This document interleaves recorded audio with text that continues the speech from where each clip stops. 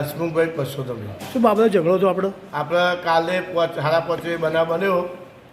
Bike માટે ગાડી માટે બરાબર. બાઇક સાઈડમાં પડ્યું હતું, વચ્ચે લાઈન વચ્ચે મૂકી દીધું. મેં મા ઉપર ઘા બોલી એટલે ઝઘડો થઈ ગયો.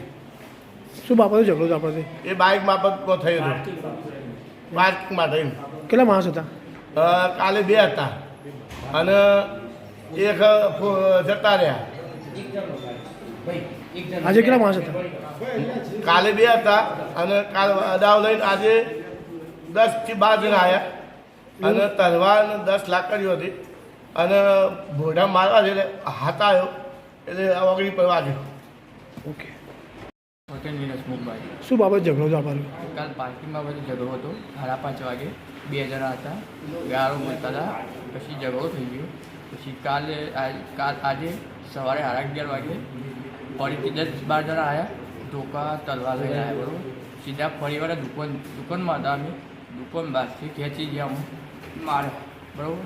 ફરી તલવાર હતી, પાકીટ હતું, પૈસા હતા, ગળામાં ચેર હતી. એ બધું દેખાતું હતું ને, એ પડી ગયું છે કે લઈ જાય. એ બાબતે ઝઘડો થયો. બધું તલવાર વાગી, મોબાઈલ બધું વાગ્યું માથામાં. પછી મોબાઈલ તૂટી ગયો. ઓકે. આ બૈરામાં ગા, આજે હાથે ગા, શરીરો ગા.